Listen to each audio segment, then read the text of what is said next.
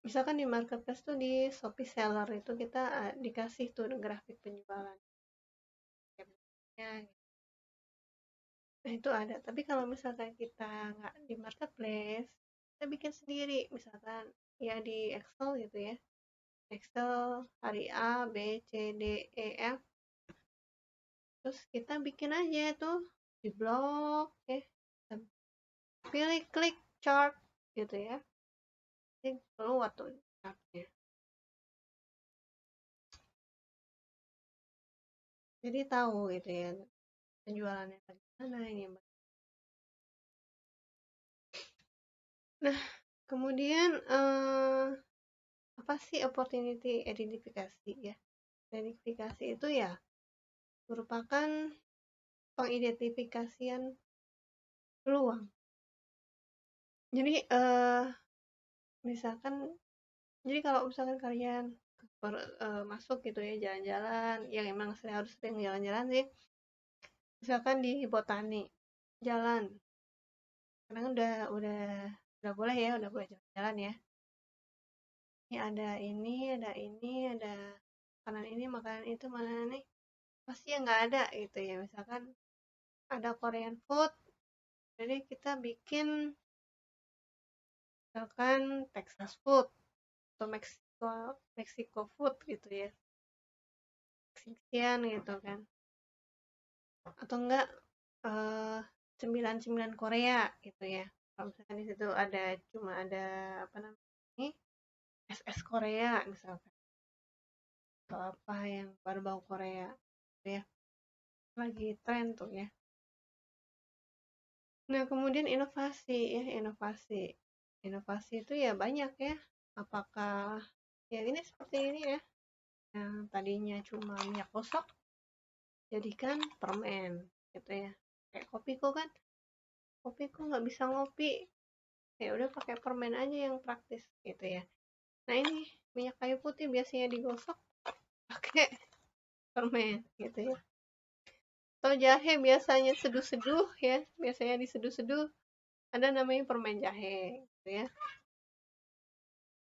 Terus sekarang misalkan ikan biasanya digoreng-goreng, sekarang udah ada kalengan ya, tuna kaleng ya, tuna kaleng atau ini sarden, sarden kaleng gitu dan sebagainya.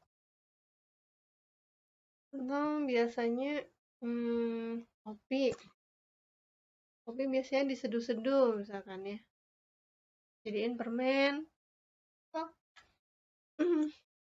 dijadikan yang lain ya. Ya itu fleksibel ya. Ya kita harus fleksibel ya, kalau misalkan jangan kan, aku tuh sukanya produksi gamis aja misalkan, pokoknya gamis yang brokat misalkan ya. Nah sekarang kan waktunya apa sih namanya, WFH ya, WFH ya. Ya kita harus ngasih misalkan home dress yang lucu-lucu, tapi nggak kesannya itu kesannya bisa bisa dipakai keluar rumah gitu ya, tapi nyaman gitu ya. Nah itu yang lagi trennya di situ, ya udah pindah jadi produksi itu.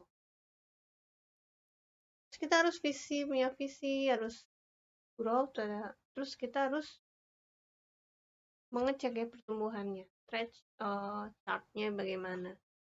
Nah ini dia, pembukuan harus dilakukan, jadi kalian harus catat. Karena apa? Karena kebanyakan pengusaha UMKM itu nggak mencatat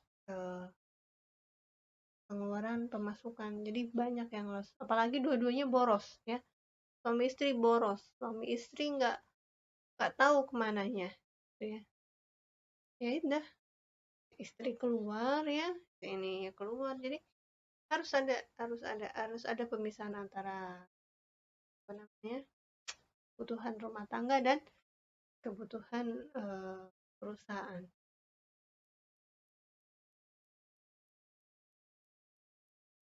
Nah, ini bagaimana strateginya. Nah, ini ada strategi entrepreneurial secara teoritis. Ini ada learning ya. Jadi kita ada mindsetnya juga, terus culture. Jadi culture tuh harus dipahami juga ya, harus dipahami. Misalkan ya, misalkan kalian nih sekarang orang Padang banget, ya, orang Padang banget. Terus kalian ke Jogja. Kalau di Jogja tuh orangnya, kalau Padang itu kan sukanya pedes, asin ya, nggak asin ya, nggak asin, gurih gitu ya, spicy gitu ya. Gurih, pedas, sama berminyak, tiga itu ya. Tapi kalau culture-nya orang Jogja, itu dia nggak suka yang terlalu berminyak. Jadi saya kalau masuk ke rumah makan Padang di Jogja, itu rasanya manis. Kalau saya sih rasanya agak aneh ya, saya nggak terlalu suka manis. Soalnya kan kalau di Jogja kan, aduh makanan kok manis semua gitu ya. Ya tempe bacem, tahu bacem gitu ya, apa gitu ya.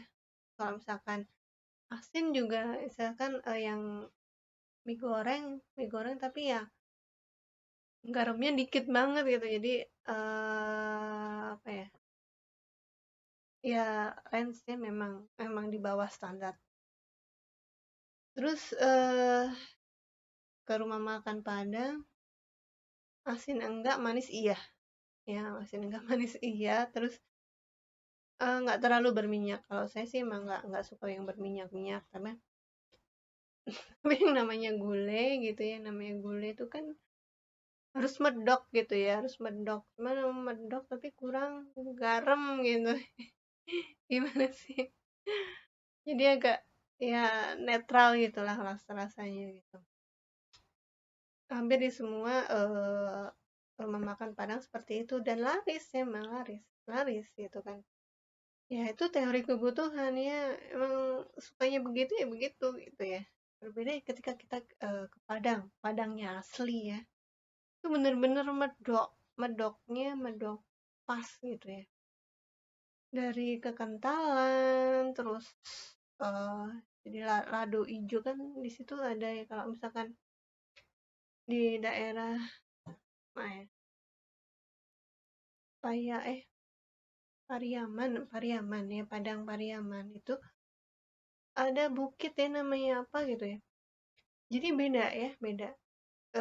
Jadi tante saya tuh pernah bikin eh lado ijo kan bebek lado ijo. Bebek lado ijo pakai eh sama-sama keriting di sama-sama cabe keriting. Jenisnya sama. Cuman dia beli di Bogor ya, dibeli di Bogor sama beli bawa dari kampungnya dia gitu ya. Si cabenya itu, cabe lado ijonya itu beda banget. Dan ya mungkin karena apa? Mineralnya berbeda. Bahkan teman saya ya yang jualan pempek itu dia pakai yang namanya gula batok yang asli asli dari Palembang. Namanya gula batok apa ya?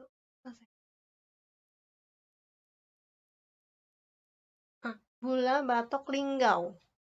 Asli dari Linggau. Nggak boleh yang lain. Dan itu kalau dicicipin yang dari Linggau itu rasanya pahit, manis, eh kesep, kesep. Jadi nggak seret, nggak apa, nggak bikin tenggorokan sakit. Agak asin sedikit, ada pahitnya, ada manisnya itu. Nah itu ciri khas apa dari, dan ketika saya misalkan bikin kuahnya ya,